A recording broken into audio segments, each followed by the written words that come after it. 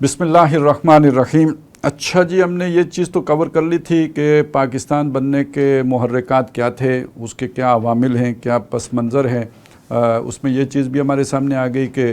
ایک تو کسی نہ کسی درجے میں بہرحال خدشات اور خوف کا عنصر بھی تھا ہندو اکثریت سے، سیاسی سطح پر بھی، معاشی سطح پر بھی، اور یہ کہ شناخت مٹ جانے کا خطرہ اور خوف بھی موجود تھا۔ لیکن اس کے ساتھ ساتھ دو چیزیں اور بھی تھیں۔ ایک یہ کہ مسلمانوں کے اندر اور خاص طور پہ مسلمانان ہند کے اندر ایک بڑا مضبوط قوی جذبہ اس بات کا بھی تھا کہ ہم دوبارہ اپنی کھوئی ہوئی عظمت کو حاصل کر سکیں، اور وہ جو ہم سے حکومت چھن گئی تھی اور قیادت ہم سے روٹھ گئی تھی تو وہ ہم دوبارہ حاصل کر سکیں۔ اس کے ساتھ ساتھ ایک بہت ہی مثبت جذبہ یہ کہ ہم اسلام کو از سر نو تازہ کریں، اور مغرب جو تجربات کر کے اور بہت ساری ٹھوکریں کھا کے اور بہت نقصانات اٹھا کے جس طرف پیش قدمی کر رہا ہے، ہم نور وحی کی صورت میں وہ اس بنا بنایا جو اللہ کی طرف سے پیکج آیا ہے اس کے ایک عملی صورت پاکستان کی میں قائم کر کے دکھا دیں تاکہ نوع انسانی بھٹکنے سے بچ جائے۔ تو یہ بڑا مثبت عامل بھی اس کے اندر موجود تھا، اگرچہ کہ بہت دبا ہوا تھا، لیکن بہرحال اپنی جگہ پہ یہ موجود ہے اور اس وقت بھی موجود تھا۔ اب یہ چیزیں تو ہم نے سامنے رکھی ہیں، لیکن اس کے علاوہ کچھ لوگ یہ ہیں کہ جو ایسی بات کرتے ہیں کہ یہ ساری چیزیں اپنی جگہ پہ تھیں، لیکن ان سب کو ہم کہتے ہیں کہ یعنی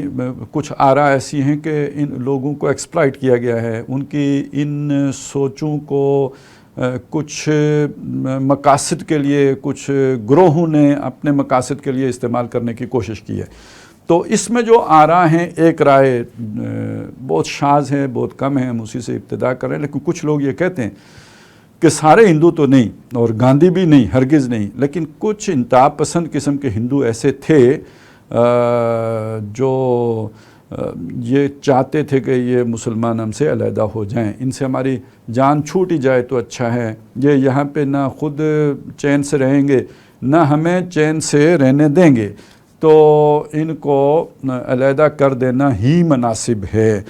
اچھا، یہ سوچ ہو سکتی ہے، نہیں ہو سکتی؟ تو ہمارے ہاں تو باقاعدہ یہ باتیں چلی تھی، ایک دور میں کہا جاتا تھا کہ یہ بنگالی جو ہے نا وہ ہمیں بہت تنگ کرتے ہیں، تو ان سے جان چھڑا ہی لی جائے تو ہم زیادہ تیز رفتاری سے ترقی کر سکیں گے، ان منزلوں پر ہمارا سفر برق رفتاری سے، صبح خرامی سے ہو سکے گا کہ جو ان کا بوجھ اٹھا کر ہم تیز رفتار سفر نہیں کر سکتے۔ تو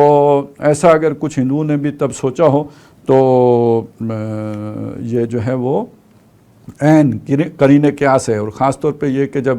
قائد اعظم نے کیبنٹ مشن پلان کو تسلیم کر لیا تھا تو وہ ہندو ہی کی طرف سے سبوتاج ہوا ہے، تو جب ایسا ہوتا ہے تو پھر ظاہر ہے ہو سکتا ہے کہ ایک ایسی سوچ، بے وقوفی بھی اور حماقت بھی ہو سکتی ہے، لیکن یہ کہ یہ سوچ بھی ہو سکتی ہے۔ تو بہرحال ایک بات یہ کہی جاتی ہے اور کہی جا سکتی ہے کہ ہندو ہی یہ چاہتے تھے کہ مسلمان ان سے علیحدہ اپنا ایک ملک بنا لیں اور کسی کونے میں، ہندوستان کے کسی کونے میں جا کر ہم سے الگ تھلگ رہ لیں۔ ایک دوسری بات جو کہی جاتی ہے اور بڑے زور شور سے کہی جاتی ہے، اور اس کو تو بہت ہی عام جو ہے وہ کیا جاتا ہے، وہ یہ کہ مسلم لیگ بنائی ہی نوابوں نے تھی 1906 میں، اور یہ تو بعد میں عوامی جماعت بنی ہے، لیکن یہ کہ پہلے تو یہ نوابوں ہی کی جماعت تھی، اور نوابوں نے اس لیے بنائی تھی کہ اگر متحدہ ہندوستان ہوتا اور کانگریس کی حکومت ہوتی تو کانگریس نے تو پہلے ہی اپنی پالیسی کا اعلان کر دیا تھا کہ ہم انگریز کی دی ہوئی جائیدادیں ساری ضبط کر لیں گے اور وہ اپنے جو بھی یہاں پہ کاشتکار ہیں ان میں تقسیم کر دیں گے۔ تو انہوں نے اپنی جاگیروں کے تحفظ کے لیے اور جو ہے وہ اپنے مفادات کے تحفظ کے لیے پاکستان کی تحریک کا آغاز کیا تھا۔ انہیں یہ نظر آتا تھا کہ اگر پاکستان بن جاتا ہے تو ہماری جاگیریں محفوظ رہ جائیں گی، تو یہ بات بھی کی جاتی ہے۔ اچھا، یہ جو باتیں اس طرح کی جاتی ہیں، بعد کے حالات اور واقعات جو ان 70-72 سالوں میں گزرے ہیں تو وہ ان کو کچھ نہ کچھ تقویت بھی دے جاتے ہیں۔ کچھ نظر ایسا آتا ہے کہ ہندوستان میں تو جاگیرداری ختم ہو گئی، پاکستان میں آج تک وہ اس کے سلسلے چل رہے ہیں، اور انہی سے پھر لوگوں نے سیاسی قوت بھی کشید کی ہے اور حاصل کی ہے، اور یہ کہ بیوروکریسی میں بھی اور دیگر اداروں کے اندر بھی اپنے لیے رستے بنائے ہیں۔ اپنے انفلوئنس کے لیے اسی چیز کو استعمال کیا ہے جو ان کے پاس جاگیروں کی صورت میں موجود تھی۔ اور اس سے آگے بڑھ کر ایک بات اور بھی کی جاتی ہے، وہ یہ کہ یہ خود انگریز کا پروگرام تھا کہ وہ ہندوستان کو تقسیم کر کے جائے۔ متحدہ ہندوستان اس کے فائدے میں نہیں تھا، متحدہ ہندوستان کا اسے نقصان تھا۔ وہ ڈیوائیڈ اینڈ رول کے اصول کے تحت تو اس نے پہلے منافرت پیدا کی مسلمانوں اور ہندوؤں کے درمیان، اور اب جب اسے نکلنا پڑ رہا تھا دوسری جنگ عظیم کے نقصانات کے وجہ سے، اب اس کے لیے ممکن نہیں رہا تھا کہ وہ ہندوستان پر اپنا قبضہ برقرار رکھے،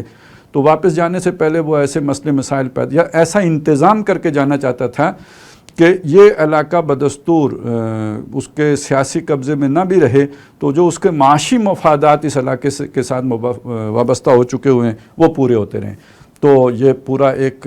تھیسس ہے کہ جس کے تحت یہ باتیں کی جاتی ہیں، اس لیے وہ مسئلہ کشمیر کو چھوڑ کے گیا تھا کہ ہندوستان پاکستان کبھی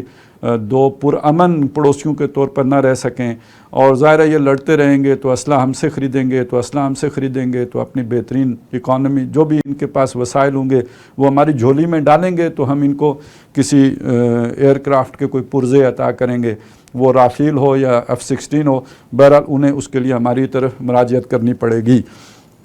اس میں ایک ضمنی بات انگریز کے پلان کے حوالے سے یہ بھی کی جاتی ہے کہ انگریز یہاں پہ بعض ایسی مائنورٹیز چھوڑ کے گیا تھا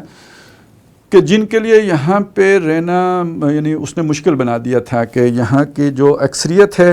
وہ مائنورٹیز اس اکثریت کے خوف میں مبتلا رہیں۔ دوسری طرف اس نے انتظام یہ کیا کہ وہ مائنورٹیز ہی یہاں کے اچھے عہدوں پر بھی رہیں اور یہاں کے مالی وسائل کے اوپر بھی قابض رہیں، اور چونکہ یہاں رہنا ان کے لیے جو ہے وہ مخدوش ہوگا اور ان کے یہاں پہ وہ اپنے آپ کو سیکیور فیل نہیں کریں گے، لہٰذا ان کے وہ وسائل اگر ان کے قبضے میں ہوں گے تو وہ مجبور ہوں گے کہ اپنے ان وسائل کو جا کے مغربی بینکوں میں ڈمپ کریں اور وہاں جا کے رکھیں، وہ سوئٹزرلینڈ ہو یا کینیڈا ہو یا خود برطانیہ ہو، یہ ان کی مجبوریاں ہوں گی۔ تو یہ خاص طور پہ بعض گروپوں کے بارے میں، اور ان کے لیے یہاں پہ حالات کو تنگ کرنا یعنی پھر یہ کہ ان کو کافر بھی قرار دلوانا وغیرہ وغیرہ، یہ سارا یعنی کچھ لوگ کہتے ہیں کہ انگریز کی سازشی ذہن کی پیداوار ہے تاکہ اس علاقے کے وسائل بدستور انگریز کے پاس پہنچتے رہیں۔ ایک بات اس سے بھی پیچھے ہٹ کر اور یا گہرائی میں اتر کر کی جاتی ہے، وہ یہ کہ جو اس وقت جب پاکستان وجود میں آیا تو جو عالمی سطح پر کشمکش تھی، نظریاتی کشمکش کمیونزم کے درمیان اور کیپٹلزم کے درمیان، سرمایہ دارانہ ذہنیت اور ایک جو سوچ تھی روس کی، اس کے درمیان جو چل رہی تھی، تو اس میں ہندوستان کے اندر بڑی مضبوط ایک کمیونسٹ تحریک تھی، اور خطرہ یہ تھا کہ یہ سارا علاقہ جو ہے کہیں روس کے ساتھ الحاق نہ کر لے یا ملحق نہ ہو جائے یا اس کا کوئی یعنی اس کے اثر و رسوخ کے نیچے نہ آ جائے۔ یہ بڑے اندیشے تھے جو کہ محسوس کیے جا رہے تھے۔ تو ہندوستان اور روس کے درمیان ایک ایسی بفر سٹیٹ کے جو نظریاتی ہو، جس کے ساتھ کوئی نظریہ جڑا ہو اور وہ مذہب کا ہو تو ریلیجیسلی وہ ایکٹ کرے گی، تو ایسی بفر زون قائم کر دیا جائے کہ جو گویا روک بن جائے روسی اثرات کے ہندوستان پر آنے کے راستے کی رکاوٹ بن جائے۔ تو گویا یہ ایک عالمی جو استعمار تھا یا جو سرمایہ دارانہ سوچ تھی، اس کی بھی ایک ضرورت تھی کہ ایک ایسی نظریاتی ریاست اس خطے میں قائم کر دی جائے کہ جو روسی اثرات کا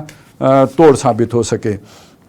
اچھا، یہ جو ساری باتیں ہم نے کی ہیں یہ ساری اپنی اپنی جگہ پہ ٹھیک بھی ہو سکتی ہیں اور یہ غلط بھی ہو سکتی ہیں، ٹھیک بھی ہو سکتی ہیں۔ ہم وقتی طور پر ان سب باتوں کو اپنی جگہ پہ ٹھیک مان لیں۔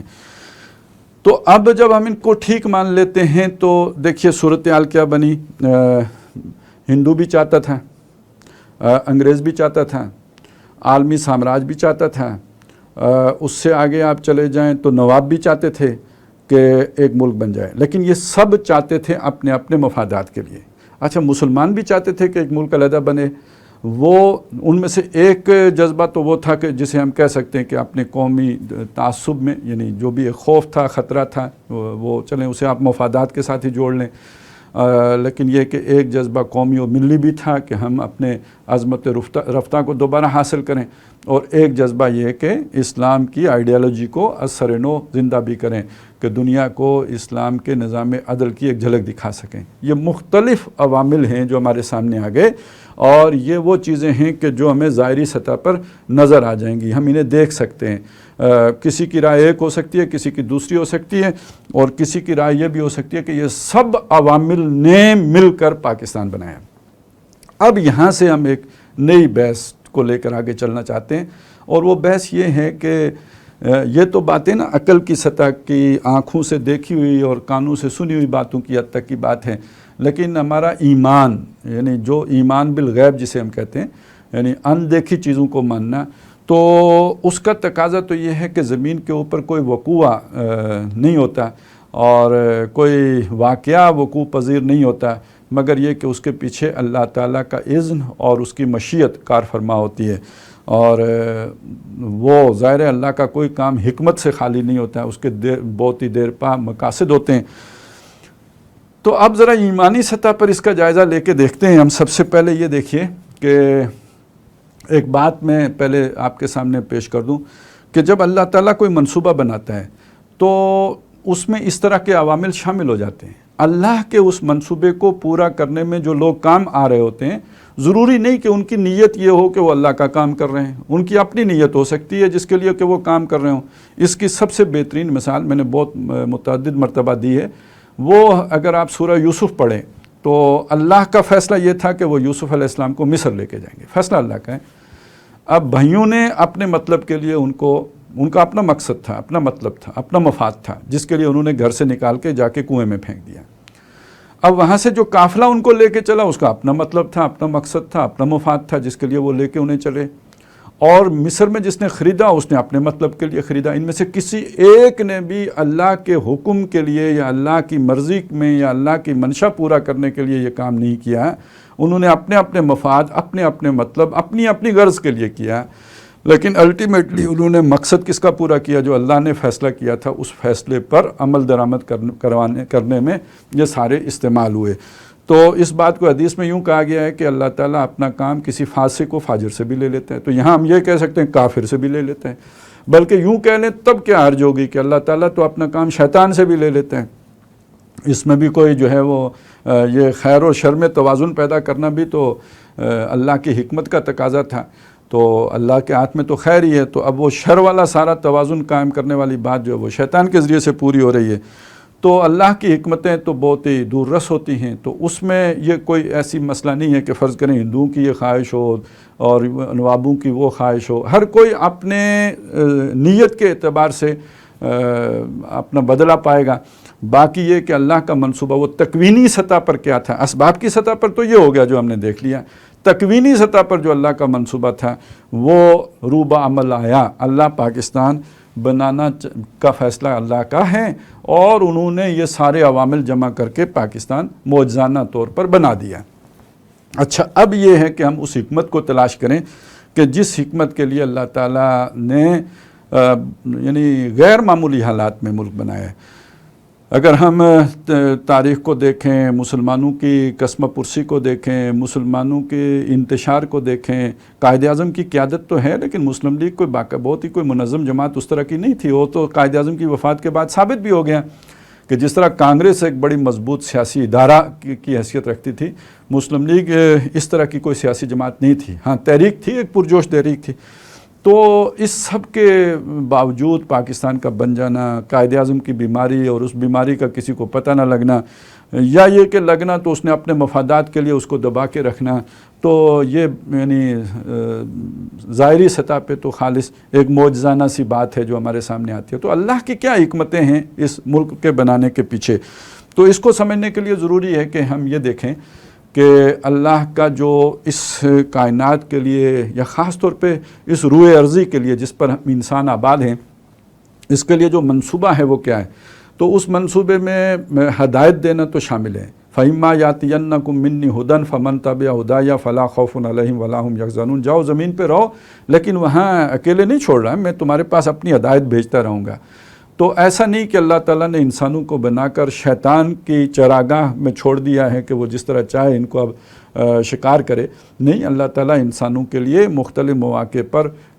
پیغمبر بھیجتا رہا، ہدایت کا سامان کرتا رہا، اور صرف ہدایت علمی ہی نہیں بلکہ یہ کہ عملی بھی، اور بلکہ فیسیلیٹیشن بھی. ایک ایسا نظام قائم کر دو جس کے اندر اس ہدایت کے اوپر عمل کرنا آسان ہو جائے. تو آخری نبی جناب محمد رسول اللہ صلی اللہ علیہ وسلم تشریف لے آئے، تو وہ جو اللہ کا ایک طویل منصوبہ حضرت آدم علیہ السلام سے شروع ہوا، وہ ہدایت رفتہ رفتہ، جیسے ہم تعلیم شروع کرتے ہیں نرسری سے، اور کرتے کرتے کرتے کرتے اس کی تکمیل کرتے ہیں، تو اللہ تعالیٰ نے نوع انسانی کو جو سبق پڑھانا شروع کیا تو اس کی تکمیل آ کے جناب محمد رسول اللہ صلی اللہ علیہ وسلم پر ہو گئی. الیوم اکملت لکم دینکم واتممت علیکم نعمتی ورضیت لکم الاسلام دینا. یہاں پہ جب وہ تکمیل ہو گئی تو اب اس کے بعد اللہ تعالیٰ نے حضور کے ذریعے سے جو وہ معاشرہ قائم کیا، پھر وہ ایک ریاست بنی، پھر وہ اس سے آگے بڑھ کر اس نے ایک بہت بڑی امپائر کی صورت اختیار کی. لیکن یہ کہ پھر اس کے بعد اس کا ایک زوال شروع ہوا. اس زوال کے بعد یہ بھی اللہ کے منصوبے میں ہے، جس کی خبریں محمد رسول اللہ صلی اللہ علیہ وسلم نے دی ہیں، کہ کائنات کے اختتام یعنی قیامت سے پہلے، یعنی الساعہ یعنی دنیا کے ٹوٹ پھوٹ اور دنیا کے خاتمے سے پہلے کل روئے ارضی پر اللہ کا دین غالب ہوگا. اب یہاں سے آگے بات اسی کی سمجھ میں آئے گی کہ بہرحال جو ظاہری جو بھی اسباب کی سطح پر کام ہو رہے ہوتے ہیں، اس کے نیچے اللہ کا ہاتھ جو محسوس کر رہا ہوتا ہے، جو یقین رکھتا ہے کہ یہ اللہ کے اذن سے ہو رہا ہے جو کچھ بھی ہو رہا ہے. تو اب وہ بات اس کی سمجھ میں آئے گی کہ اللہ تعالیٰ کے منصوبے میں اس روئے ارضی پر ایک دفعہ دوبارہ پوری دنیا پر اللہ کے دین کا غلبہ کرنا ہے.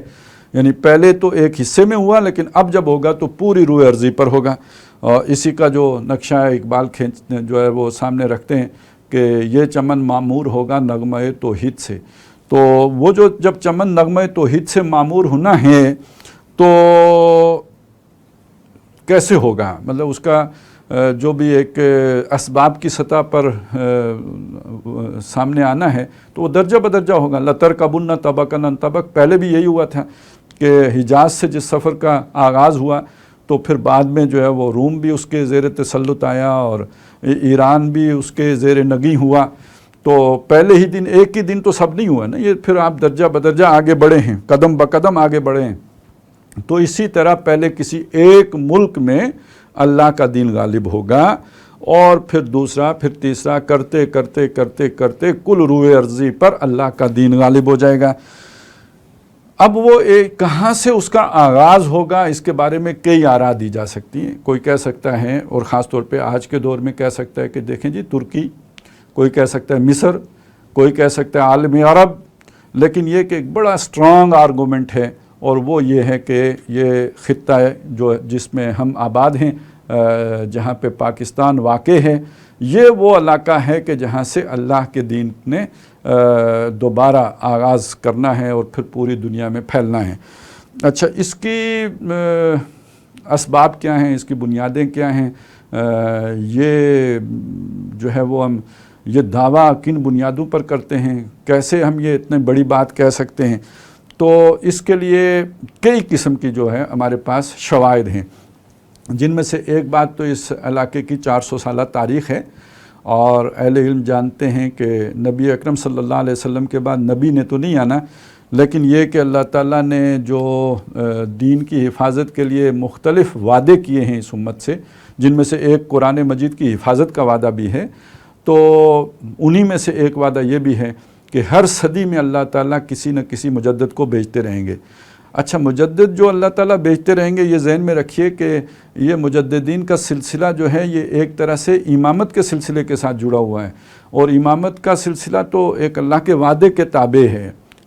جو ابراہیم علیہ السلام سے اللہ تعالیٰ نے کیا تھا کہ جب ابراہیم علیہ السلام سے کہا انی جاعلک للناس اماما، تو میں اے ابراہیم آپ کو لوگوں کے لیے امام بنانے والا ہوں. تو انہوں نے کہا وَمِن ذُرِّيَّتِي قَالَ وَمِن ذُرِّيَّتِي قَالَ لَا يَنَالُ عَهْدِ الظَّالِمِينَ، تو اللہ نے کہا ظالموں سے عہد نہیں ہے. تو یہ جو اللہ تعالیٰ نے امامت کا سلسلہ شروع کیا ہے، یہ ابراہیم کی اولاد میں رکھا. اور پھر یہ کہ نبی اکرم صلی اللہ علیہ وسلم پر آ کر ایک اس میں نئی جو ہے وہ ڈائمنشن کا اضافہ ہو گیا کہ یہ جو امت ہے جس کو اللہ نے جو عرب پر مشتمل ہے، ان عربوں میں کچھ اور لوگ بھی آ کے ملحق ہو جائیں گے. یہ جو امیین ہیں ان کو اللہ نے چن لیا ہے اس امامت کے لیے، لیکن وہ آخرین منہم لما یلحقوا بہم، اور آخرین بھی ہیں کچھ جو ان کے ساتھ آ کے شامل ہو جائیں گے. تو وہ آخرین نبی صلی اللہ علیہ وسلم نے اجمی لوگوں کو قرار دیا. تو اب آپ اگر دیکھیں گے تو پہلے 1000 سال تک، یعنی حضور صلی اللہ علیہ وسلم سے 1000 سال تک جتنے بھی مجددین امت آئے ہیں وہ عرب میں سے آئے ہیں. لیکن یہ کہ نبی اکرم صلی اللہ علیہ وسلم کے سے 1000 سال پورا ہونے کے بعد اب جو مجددین امت آئے ہیں وہ جو ہے وہ ہندوستان سے، اور یعنی عرب سے نہیں آئے بلکہ وہ سلسلہ ہندوستان منتقل ہو گیا. یہ مشہور بات ہے کہ شیخ احمد سرندی کو تو ہم کہتے ہیں مجدد الف ثانی ہیں، یعنی دوسرے 1000 سال کے مجدد ہیں. اور اسی طرح جو ہے وہ شاہ ولی اللہ ہیں، اور ان کے درمیان عبدالحق ہیں محدث جو دہلی کے رہنے والے تھے رحمہم اللہ. یہ سارے وہ لوگ ہیں. پھر اس سے آگے آپ دیکھیں تو یہاں تحریک شہیدین جہاد کی بہت بڑی تحریک، جس کے بارے میں کہا جاتا ہے کہ دور صحابہ کی مثال گویا انہوں نے تازہ کر دی، اسے زندہ کر دیا جہاد کی اس روح کو کہ جو دور صحابہ کی تھی. اور پھر اسی طرح اور بڑی بڑی تحریکیں ہیں. تبلیغی جماعت کی تحریک ہے، جماعت اسلامی کی تحریک ہے. پھر جسے احیاء فکر کی ہم نے بات اس سے پہلے نشست میں کی تھی تو اس کا گڑھ بھی یہی بنا. علامہ اقبال یہاں کے، ابوالکلام یہاں سے، اگرچہ کہ حسن البنا جو ہیں وہ مصری ہیں، لیکن یہ کہ انہوں نے کوئی فکر باقاعدہ نہیں دیا. جماعت ایک بنا لی تھی اور وہ ایک جذبات اور اس کے جو ہے نا وہ نتیجے میں جماعت تو بن گئی، لیکن اس کو جو فکری رہنمائی اس کو بھی ملی ہے وہ بھی ساری کی ساری جو ہے وہ مولانا مودودی کے لٹریچر سے ملی ہے، جو یقیناً ہندوستانی تھے، اگرچہ کہ وہ ان کا نسب جو ہے وہ عربوں سے بھی متعلق ہو جاتا ہے، سید ہیں. تو یہ جو سلسلہ ہے مجددین کا سلسلہ، یہ ہم دیکھتے ہیں کہ پچھلے 400 سال میں اسی خطے سے یعنی وابستہ رہا ہے. اور اسی لیے ایک بات کہی جاتی ہے کہ دو قومی نظریہ. ایک بات تو یہ کی جاتی ہے کہ اسی دن وجود میں آ گیا تھا جب پہلے مسلمان نے ہندوستان میں قدم رکھا تھا، لیکن یہ کہ اصلاً اگر آپ دیکھیں نظری طور پر، علمی طور پر، تو جب پہلا چیلنج پیش آیا ہے ایک الگ قومیت کا، اور متحدہ قومیت کو جو ہے وہ بادشاہ وقت نے، جو تھا تو مسلمان لیکن اور عام کوئی جو ہے وہ کمزور بادشاہ نہیں تھا، بڑا توانا، بڑا اکبر دی گریٹ، جب اس نے ایک نیا مذہب ایجاد کر کے متحدہ قومیت کی گویا بنیاد رکھ دی، تو اس وقت جو مجدد الف ثانی کا کام ہے، اور خاص طور پہ انہوں نے جو اتباع سنت پر زور دیا ہے، تو یہ اتباع سنت ہی وہ شے ہے جو امت کا ایک علیحدہ تشخص اجاگر کرتی ہے شے، جس سے آپ میں اور دوسروں میں فرق ہو جاتا ہے جب آپ اللہ کے نبی صلی اللہ علیہ وسلم کی اتباع کرتے ہیں. تو اس لیے کہا جاتا ہے کہ دو قومی نظریے کا آغاز کرنے والی شخصیت در حقیقت ہندوستان میں وہ مجدد الف ثانی کی ہے، اور اسی کو پھر بعد میں اجاگر کیا ہے اور اس کی وکالت کی ہے اور اس کو عملی جامہ پہنایا ہے محمد علی جناح قائد اعظم رحمۃ اللہ علیہ نے. تو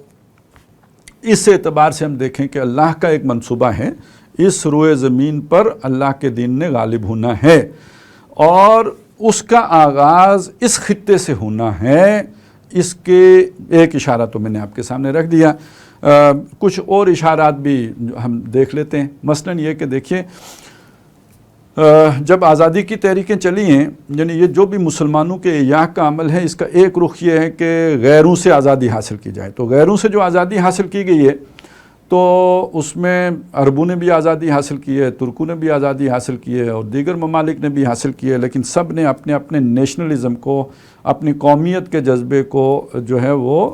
بنیاد بنایا ہے اور جذبہ محرکہ کے طور پر استعمال کیا ہے. کوئی ابناء و فرائنہ کی بنیاد پر اٹھے ہیں تو کوئی ابناء و نماردہ کی بنیاد پر اٹھے ہیں. یہ مسلمانان ہند ہیں کہ جنہوں نے آزادی بھی حاصل کی ہے تو لا الہ الا اللہ کی بنیاد پر حاصل کی ہے. تو پاکستان کی آزادی کی تحریک اس اعتبار سے باقی مسلمان ممالک کی آزادی کی تحریکوں سے ممیز ہے اور ممتاز ہے کہ یہاں لا الہ الا اللہ کو بنیاد بنایا گیا. پاکستان کا مطلب کیا؟ لا الہ الا اللہ. دوسری چیز یہ دیکھیے کہ جو بھی دین میں فتنے آئے ہیں، وہ انگریز لے کے آیا ہو، کوئی اور غیر قوم لے کے آئی ہو، مسلمانوں ہی میں سے کسی نے اٹھ کر تو نبوت کا دعویٰ کر کے کوئی فتنہ برپا کر دیا ہو، تو ہر دور میں اس کے مقابل جو طاقتیں اٹھی ہیں وہ علماء کی طاقتیں رہی ہیں، اور علماء کا اس میں بڑا جو ایک رول ہے، کردار ہے۔ انہوں نے ماریں بھی کھائی ہیں، جیلیں بھی برداشت کی ہیں، جانیں بھی دی ہیں، لیکن فتنوں کی سرکوبی کی ہے۔ تو یہ جو بھی ایک روایت پسند حلقہ ہیں یا حلقے ہیں دنیا میں، ان کا سب سے مضبوط گڑھ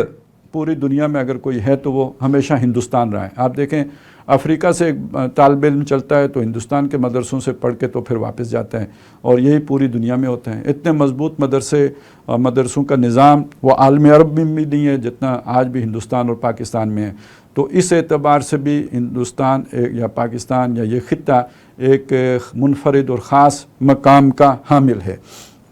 اب آ جائیں تیسری چیز کی طرف، اور وہ یہ ہے کہ جہاں پہ جب بھی یہ تحریکیں کہیں بھی چلی ہیں تو اس میں کہیں جیسے میں نے عرض کیا کہ نیشنلزم کا جذبہ رہا ہے، لیکن یہ کہ ایک جو خاص طور پہ پاکستان کی تحریک کے پیچھے ایک احیائی جذبہ بھی رہا ہے، اور اس کا تو یوں سمجھے اس یعنی احیائی اسلام کا تو مرکز یا اس کا منبع یا اس کا سرچشمہ وہ تو ہے ہی یہ جو یہ عہد ہی اس اعتبار سے علامہ اقبال کا عہد ہے۔ وہ ایران میں ڈاکٹر علی شریعتی ہوں یا کسی اور جگہ کوئی اور حسن ترابی ہوں، یہ سارے وہ لوگ ہیں کہ جو اقبال کے خوشہ چین ہیں۔ تو اس اعتبار سے تو ہم اس عہد کو ہی اقبال کا عہد کہہ سکتے ہیں۔ تو ظاہر ہے یہ اس کا بھی جو ہم دیکھیں گے تو اقبال بھی اسی دھرتی کے سپوت ہیں۔ پھر آگے بڑھیے، ملک آزاد ہو گئے، ہم بھی آزاد ہوئے، عرب بھی آزاد ہوئے۔ ہمارے ساتھ یہ ساری جو بھی لگی ہوئی ہیں کمزوریاں جن کا پہلی نشست میں ذکر ہوا تھا، کردار کا بحران ہے، اخلاق کا زوال ہے، اور ہر اعتبار سے ہم دنیا میں پست ہیں، گرے ہوئے ہیں اور خوار ہیں، بدکار ہیں، جو بھی ہے یہ ساری اپنی جگہ پہ۔ لیکن یہ کہ بہرحال ہم بعض معاملات میں ساری دنیا کے مسلمانوں سے مسلمانان پاکستان یا پاکستان بطور ملک آگے نکل گیا، اور وہ ہے اس کی ایک جو بھی ایک عسکری صلاحیت ہے، اس کا ایک ادارہ فوج منظم، اور اس نے اپنی دھاک بہرحال بٹھائی ہے۔ اس نے بہت سے ان سے جو ہے غلطیاں بھی ہوئی ہیں، اور بہت سے لوگوں کے نزدیک ملک کو اس حال تک پہنچانے میں ان کا بڑا حصہ ہے۔ لیکن یہ کہ بہرحال یہ بات اپنی جگہ پر مسلم ہے، اور کسی کی نیت اگر خراب نہ ہو اور ملک دشمنی اس کے اندر رچی بسی نہ ہو تو وہ اس کا اعتراف کیے بغیر نہیں رہ سکتا کہ وہ جو مثبت جذبہ تھا پاکستان کے قیام کا وہ آج تک تو روب عمل نہیں آیا۔ تو ابھی تک یہ جو پاکستان بچا ہوا ہے اور چلتا رہا ہے، تو عالمی اسباب میں اس کا اگر کوئی سبب ہے تو بہرحال وہی ادارہ ہے، جس سے غلطیاں بھی ہوئی ہیں اور جس نے غلطیاں کی بھی ہیں، ہونا علیحدہ بات ہے، کرنا علیحدہ بات ہے۔ اور لیکن یہ کہ پاکستان کی آج تک کے بقا میں اس کا اہم رول رہا ہے، اور اس کی یہ اگر وہ اتنا طاقتور نہ ہوتا، پاکستان کی عسکری صلاحیت اتنی مضبوط نہ ہوتی، تو اس کے دشمن کب کا اس کا حشر نشر کر چکے ہوتے، توڑ پھوڑ چکے ہوتے، حصوں میں تقسیم کر چکے ہوتے، بلکنائزیشن ہو چکی ہوتی۔ تو اس رول سے تو کوئی انکار نہیں کر سکتا۔ اور آپ دیکھیں کہ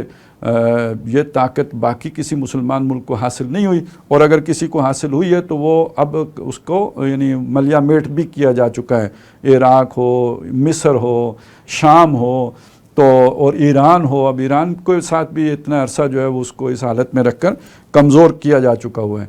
تو تھوڑا بس ترکی ہے، لیکن ترکی بھی کتنے مسائل میں جکڑا ہوا ہے، اور پھر وہ کہ وہ یورپ کے بالکل دروازے پہ ہے۔ تو اس کے مقابلے میں پاکستان کی عسکری طاقت بہرحال اس کا لوا دنیا نے تسلیم کیا ہے، اور آج تک پاکستان کی بقا میں اسباب کی سطح پر جو چیز سب سے بڑھ کر کارآمد ہوئی ہے یا بروئے کار آئی ہے تو وہ پاکستان کی عسکری صلاحیت ہے۔ اور اس کے ساتھ جوڑ کے دیکھ لیجئے کہ پاکستان نے جو ٹیکنالوجی میں خاص طور پہ حربی ٹیکنالوجی میں مہارت حاصل کی ہے، ایٹمی ٹیکنالوجی کا حامل ملک بن گیا، اور میزائل ٹیکنالوجی میں تو کہتے ہیں کوئی کمال ہے واللہ عالم، لیکن بہرحال کچھ تو ہے کہ جس کا ڈر یا خوف ہے۔ اور پھر ہندوستان جیسا بڑا ملک اپنی تمام تر طاقت کے باوجود پاکستان کی فضائی حدود میں داخل ہونے کی ہمت نہیں کر پاتا اور پھر مڑ مڑ کے امریکہ کی طرف دیکھتا ہے. تو بہرحال یہ ساری چیزیں وہ ہیں کہ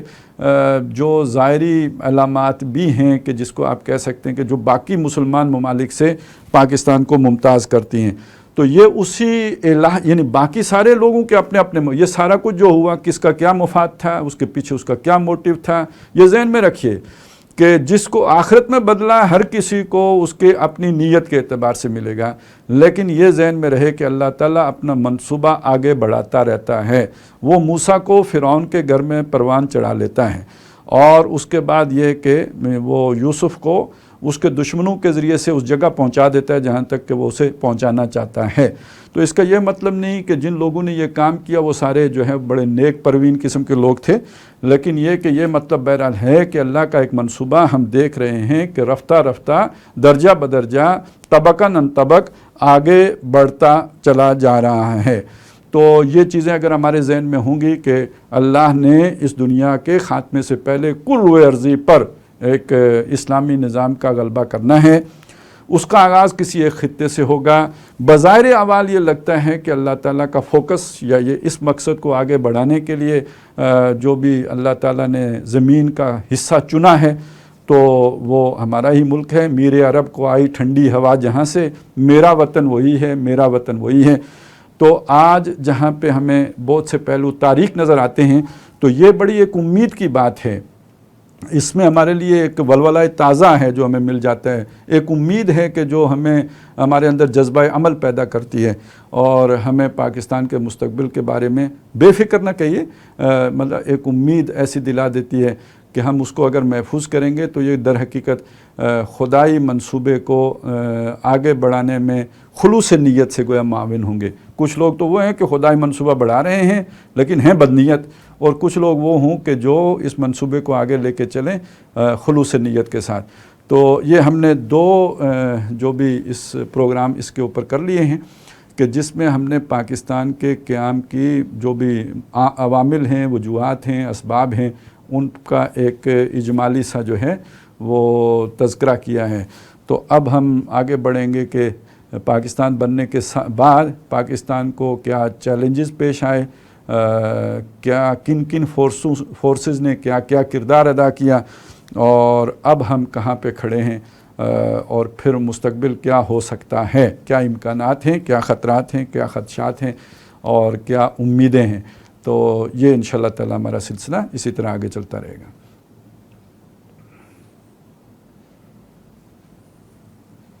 سبحان اللہ والحمد للہ ولا